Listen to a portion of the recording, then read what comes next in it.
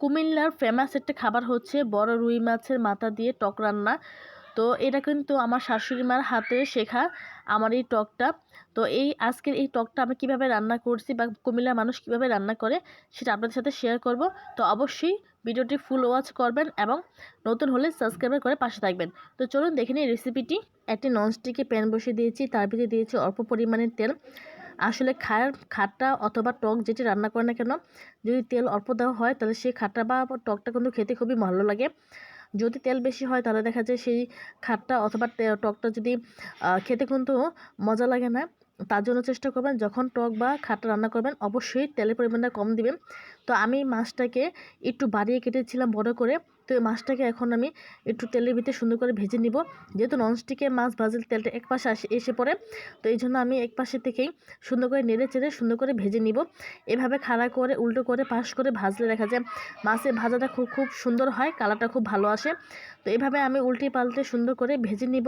আর এই টকের আসল কাজ হচ্ছে বাটা মশলা। বাটা মশলা বলতে পেঁয়াজ আর কাঁচামরিচ যে ব্লেন্ডার করে দেয় সেটা হচ্ছে আসল টেস্ট। তো আমি পেঁয়াজ আর কাঁচামরিচ শুকনো মরিচ একসাথে ব্লেন্ডার করে নিয়েছি। এটাই হচ্ছে টকের আসল, মানে এটা যখন এভাবে যখন দেওয়া হয় তখন টকের ঘনত্বটা খুবই ভালো হয়, ঘন হয়। তার জন্য আমরা এভাবে করি। আর এভাবে যদি রান্না না করি আমার শাশুড়ি মা কখনোই টক খায় না। পেঁয়াজ এভাবে বেটে তাদেরকে দিতে হয়।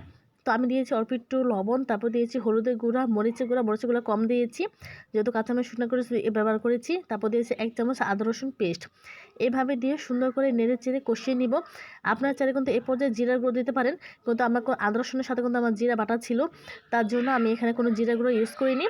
আপনারা চাইলে দিতে পারেন। তো এখানে আমি যেটা ব্লেন্ডার করেছিলাম, তো ব্লেন্ডারের মুখটা ধুয়ে একটু পানি দিয়ে একটু ভালো করে কষিয়ে নিব। যে মশলাগুলো ছিল সেই মশলার সাথে মাছটাকে খুব সুন্দর করে কষিয়ে নিব। যত ভালো করে কষাবো ততই ভালো লাগবে। তো এই পর্যায়ে আমি ঢেকে দেবো 10 মিনিটের জন্য। তো 10 মিনিট পরে আমি ঢাকনা উঠে দেখি একদম ভালোভাবে কষানো হয়ে গেছে, তেল উঠে গেছে।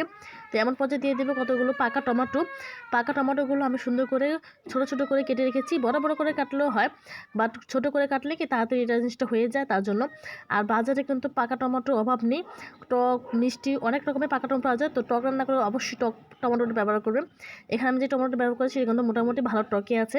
তো এখানে আমি যখন এভাবে কষিয়ে নিব তখন দেখব যে হালকা একটু পানি আছে, পানি উঠেছে। তো এই পানির ভিতরে আমি ভালো করে কষিয়ে নিব। তো এখানে মাছের মাথাটাকে আমি একটু ভেঙে 2-3টা টুকরো করে দিব, কারণ আস্ত থাকলে ভালো লাগবে না, ভেঙে দিলেই ভালো মজা লাগবে। তো এভাবে কষিয়ে মাছের মাথা থেকে আবার ভেঙে আবার ভালো করে নাড়াচাড়া দিয়ে ভালো করে কষিয়ে নিব।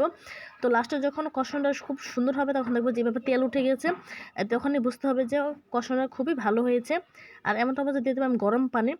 গরম পানি না দিলে কি যে কোনো খাবারে যদি গরম পানি ব্যবহার করা হয় সেই খাবারের মজাটা কিন্তু অন্যরকম হয়ে যায়, আর সেটা কিন্তু দ্রুত বলক আসে আর ভালো লাগে। তো এখানে দ্রুত বলক আসার জন্য আর ভালো লাগার জন্য এখানে আমি গরম পানি ইউজ করেছি। তো যে যেমন খাবে সেভাবেই আন্দাজে দিতে হবে। আর এখানে দিয়েছি আস্ত কাঁচামরিচ 2টা আর জলপাই 2টা।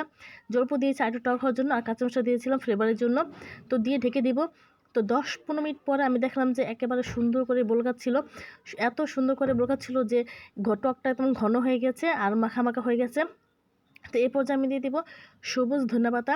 আসলে এই দিনে যেটাই রান্না করি না কেন সবুজ ধনেপাতা না দিলে কিন্তু কোনো খাবারই কিন্তু ভালো লাগে না। তো সবুজ ধনেপাতা দেওয়ার পরে দেখলাম যে একেবারে টকটা দেখতে কিন্তু যেমন সুন্দর হয়েছে, খেতে কিন্তু তেমন মজা হয়েছিল। তো টকটা ধনেপাতা দেওয়ার পরে আমি জাস্ট 1 মিনিটের জন্য একটু বড় করে নেব, এরপরে আর চুলাটা অফ করে দিব। তো ফাইনাল লুকটা আমি আপনাদের দেখাচ্ছি, দেখেন সুন্দর করে বলকাচ্ছে। আর এটাই আমার শেষ। এই পর্যায়ে আমি চুলাটা অফ করে দিব। মানে আমি যে রান্না করছি সেখানে সুইচটা আমি অফ করে দিব। তো এই যে ফাইনাল লুক হচ্ছে এটা, আমার রান্না করা শেষ। এই যে টক গরম ভাতের সাথে এই টকটা কিন্তু খুব ভালো যায়। আর এই টকটা কিন্তু আমরা খুবই পছন্দ করি, আমাদের ঘরে ছোট বড় সবাই অনেক পছন্দ করে।